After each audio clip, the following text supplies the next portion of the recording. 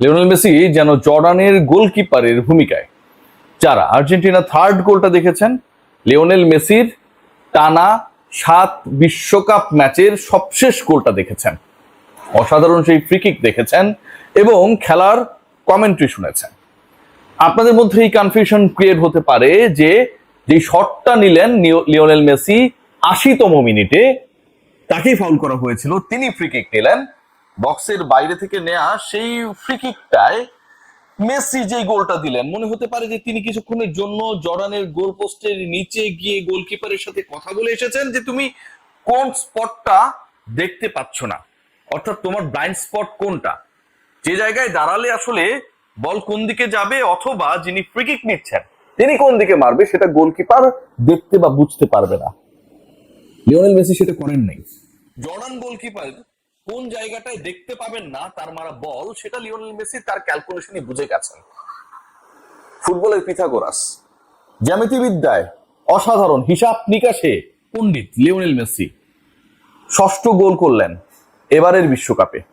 80 মিনিটে যে গোলটা করেছেন এটা এবারের বিশ্বকাপে ফ্রিকিক থেকে নেয়া বেস্ট এভার গোল। তার আগে আর্জেন্টিনা লো সেলসোর যেই গোলে লিডটা পায়, মনে করা হচ্ছিল যে মেসি থাকলে অসাধারণ কিছু হতো, এটা গোল হতে পারতো, যখন পর্যন্ত ওই ফ্রি কিকটা তিনি মারেন নাই। যখন তিনি সেই গোলটা করলেন, ডাগ আউটে দাঁড়ানো লিওনেল মেসির মুচকি হাসি, সে স্মাইলিং দেখে ধারাভাষ্যকার বললেন যে তিনি তাই করেছেন, লো সেলসো তাই করেছেন যেটা লিওনেল মেসি করতেন। আজকে অনেক কিছু প্রমাণের দিন, অনেক কিছু দেখানোর দিন ছিল। যিনি জাদুকর তিনি আসলে কোনো কিছু দেখানোর জন্য বা ম্যাজিক দেখানোর জন্য খুব বেশি সময় নেন না। লিওনেল মেসি 60 মিনিটে নেমে 19 মিনিট সময় নিলেন মাত্র, যেই ম্যাচটা তিনি অনেকটা হেলে দুলে খেলেছেন, খুব বেশি এফোর্ট দেননি, নিজেকে ইনজুরি মুক্ত রাখার চেষ্টা করেছেন, ফ্রেশ থাকার চেষ্টা করেছেন। সেই 19 মিনিটের মধ্যে যেই ফ্রি কিকটা নিয়েছেন, থাকে না যে প্রতিপক্ষের ডিফেন্স খারাপ ছিল সে কারণে মেসি গোল পেয়েছেন, পেনাল্টি পেয়েছেন সে কারণে তিনি গোল পেয়েছেন, দুর্বল প্রতিপক্ষ সে কারণে তিনি গোল পেয়েছেন। ফ্রি কিকের গোল যখন কেউ নেয় তখন ভাই সেটা কোন স্টাইলে কোন স্কিলে নিচ্ছে সেটা সবকিছু ছাপিয়ে অনেক বড় হয়ে যায়। এবং Lionel Messi the way he score his 6th goal, third in this match, যেটা হচ্ছে আর্জেন্টিনা করেছে, এক কথায় অসাধারণ। বারবার এই রিপ্লেটা দেখার জন্য যে কোনো ভাবে আপনি ট্রাই করতে পারেন। আর্জেন্টিনার আজকের এই জয়টা অনেক বড় স্বস্তির এ কারণে যে টানা 3 ম্যাচ জিতে তারা পরের রাউন্ড তো আগেই নিশ্চিত করেছে। আমার কাছে মনে হয় রাউন্ড অফ 32 প্রিপারেশনটা প্রপারলি শেষ করেছে। লিওনেল মেসি টানা 7 বিশ্বকাপ ম্যাচে গোল করার অনন্য বিশ্ব রেকর্ড করেছেন। এই বিশ্বকাপে 6 গোল করে লিডিং স্কোরার। বিশ্বকাপে এখন পর্যন্ত মানে টোটাল যে বিশ্বকাপ গুলো হয়েছে, খেলা হয়েছে, 19 গোল নিয়ে লিওনেল মেসি সবার উপরে 19টা গোল করেছেন। লিওনেল মেসি শুধু তাই করেন নাই, তিনি বিশ্বকাপের লিডিং স্কোরার, 7 গোল টানা 7 বিশ্বকাপ ম্যাচে করেছেন। শুধু সেটা না, আজকে এই ম্যাচে তিনি না থাকলেও যে অন্যরা গোল করতে পারেন সেই ব্যাপারটা আর্জেন্টিনা স্ক্যালোনির দল প্রমাণ করে দিয়েছে। মেসি না থাকলে কি হবে? একজন আমাকে জিজ্ঞেস করছিল যে মানে এই ম্যাচের আগের ঘটনা, সত্যি সত্যি ঘটনা, যে মেসি তো কাউকে অ্যাসিস্ট করেনি, এমবাপ্পে 2টা অ্যাসিস্ট করছে এবং 4টা গোল করছে। তো আমি তখন বললাম যে ভাই আর্জেন্টিনার যে 5টা গোল হয়েছে সব গোলই তো লিওনেল মেসি দিছে, তো অ্যাসিস্টটা কারে করবে? যদি আমি সব গোল দিয়ে থাকি, আমি যদি স্কোরার হই, আমি তাহলে অ্যাসিস্টটা করবো কারে? সো এই যে উর্বর মস্তিষ্কের কিছু ফ্যান যারা আসলে রোনালদো মেসির তুলনাটা উজবেকিস্তানের বিপক্ষে রোনালদো 2টা গোল দেওয়ার পর থেকে করা শুরু করেছিল, আজকে 7 সকালে আমার কাছে মনে হয় যে যারা ঘুম থেকে উঠেছেন অথবা উঠেন নাই তাদের সবার মন খারাপ। যারা উঠেছিলেন তারা দেখেছেন যে কি বিবর্ণ performance. I am back, I am back, I am back, Ronaldo I am back বলার পরে যে খেলাটা খেললেন, যেভাবে আসলে আর গোল করতে পারলেন না কারণ প্রতিপক্ষ উজবেকিস্তান না। আর লিওনেল মেসি যেভাবে, যে স্টাইলে, যেই পজিশন থেকে, যেভাবে বিভ্রান্ত করে জর্ডানের বিপক্ষে ফ্রি কিক থেকে অনবদ্য গোল করলেন। এবারের বিশ্বকাপে 3 ম্যাচ খেলে প্রত্যেকটাই গোল করলেন, 3 ম্যাচে 6ষ্ঠ গোল করলেন, বিশ্বকাপের টানা 7 ম্যাচে গোল করলেন, বিশ্বকাপের গোল সংখ্যাকে 19-এ নিয়ে গেলেন।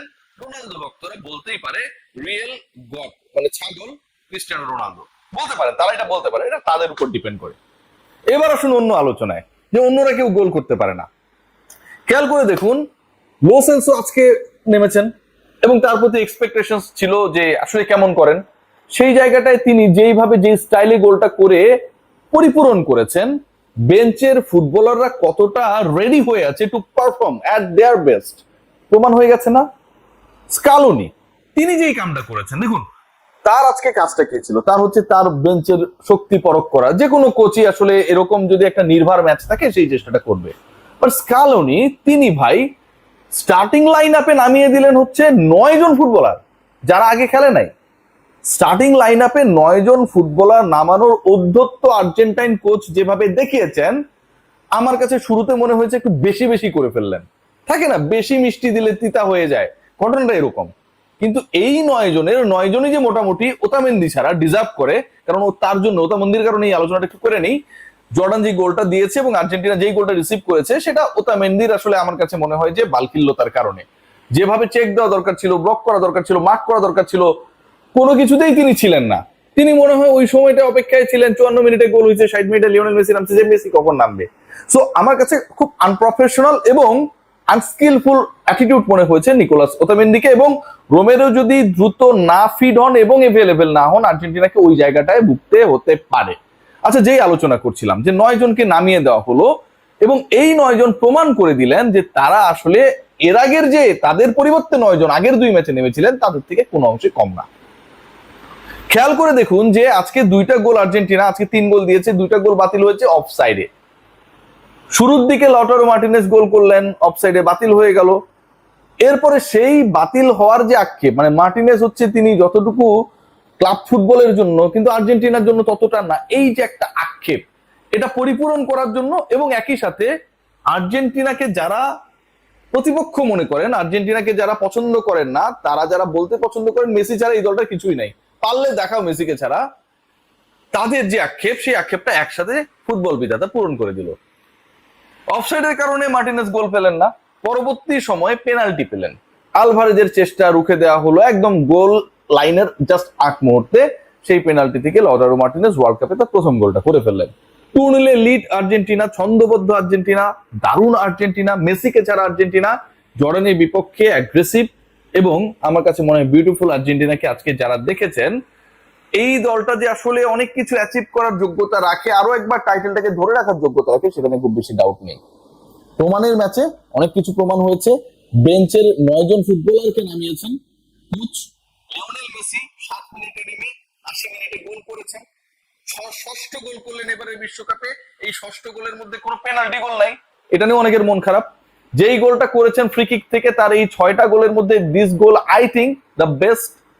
বিশ্বকাপে গোল সংখ্যাকে 19-এ নিয়ে গেলেন, টানা 7 বিশ্বকাপ ম্যাচে গোল করার অনন্য বিশ্ব রেকর্ড করলেন, যেটা আর পৃথিবীতে কেউ পারবে বলে মনে হয় না এখন পর্যন্ত। সো যদি কেউ মনে করেন যে এমবাপ্পে লাস্ট ম্যাচে এমবাপ্পে কিন্তু গোল পান নাই, লিওনেল মেসি এবং আর্জেন্টিনাকে নিয়ে আমাদের যে এক্সপেকটেশন ছিল সেটা পূরণ হয়েছে। তবে একটা ব্যাপার বলতেই হচ্ছে, আজকের এই ম্যাচে যখন 60 মিনিট পর্যন্ত লিওনেল মেসি মাঠে ছিলেন না, I was bit confused that I am really a Messi fan or Argentina fan. খেলা দেখছিলাম কিন্তু আর্জেন্টিনা খেলছে, 2 গোল দিচ্ছে, ওই রোমাঞ্চ ক্রিয়েট হচ্ছিল না। মনে হচ্ছিল মেসি কখন নামবেন, এবং মেসি যখন নামলেন তখন মেসির পায়ে কখন বল যাবে সেই টেনশন হচ্ছিল, মেসি কখন গোল দিবেন সেই অপেক্ষা বাড়ছিল।